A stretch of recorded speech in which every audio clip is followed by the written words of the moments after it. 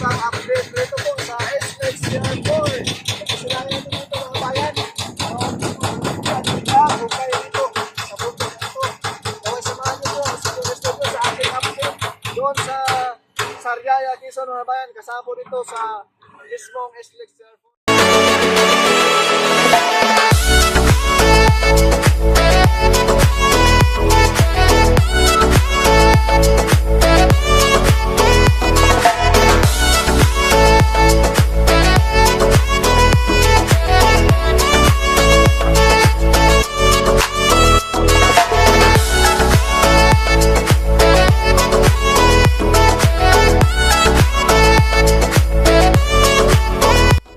Good morning po mga kabayan, welcome po sa ating update dito po sa South Luzon Expressway TR4 sa area ng Macban, Santo Tomas, Batangas mga kabayan.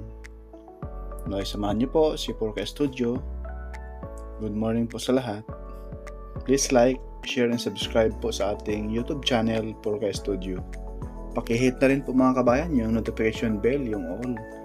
Maraming salamat po.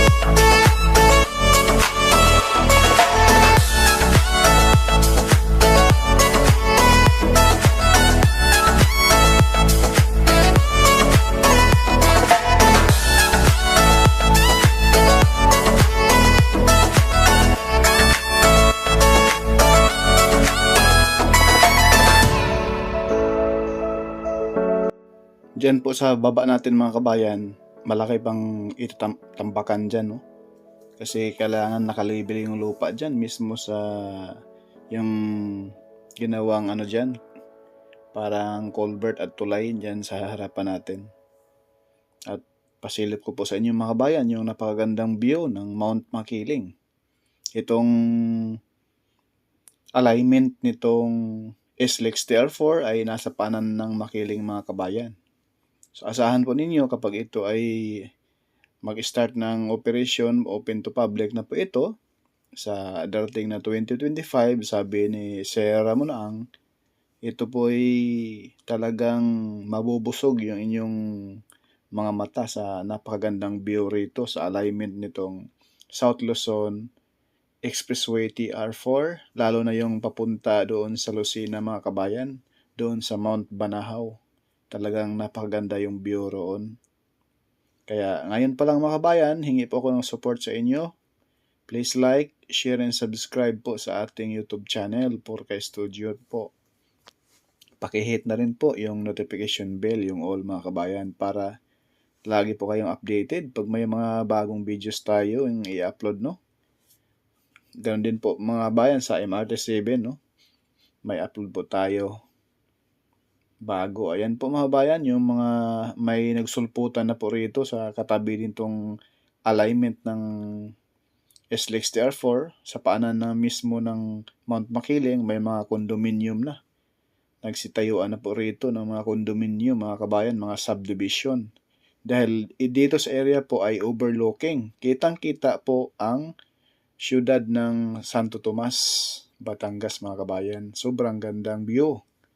Grabe.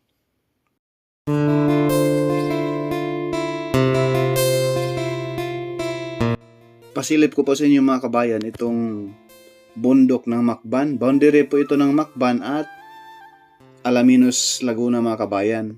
Na kung saan ito pong bundok na ito dati po ay tarik po, no? Napakalaki. Ngayon po ay konti lang kulang ay maging alignment na po ito doon sa baba nitong malapit sa Macban Interchange. Na kung saan mga kabayan, dito rin po update si Zip TV, no? Maupay na aga, Idol Zip TV.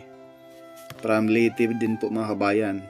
Itong bundok na ito ay boundary po ito, no, ng Macban at Alaminos, Laguna. At sa baba nito mga kabayan ay masisilain po natin ang talagang parang dagat na solar power plant, no, na pagmamayari po ng private company. Ayan po mga kabayan, pinakita ko po sa inyo yung bundok na ito ay medyo matagal-tagal po ba mapatag dahil po sa solid na mga bato sa ilalim na kabaon. Kung titingnan mo sa taas dati ay walang bato pero grabe palang bato sa ilalim mga kabayan. Yung mga bato rito ay ginamit nila na yung ginagawang marmol, no? Yan po.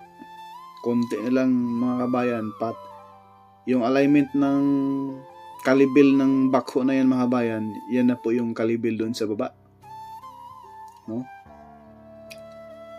Kaya pag matapos ito ay tapos, wala nang bundok na gigibain mula rito sa Santo Tomas hanggang doon. May isa pa, no? Sa may malapit sa may Ayala. Kasunod nito. Pero lampas nito, Alaminos to doon sa Alaminos San Pablo Bypass Road, okay na po, tapos na.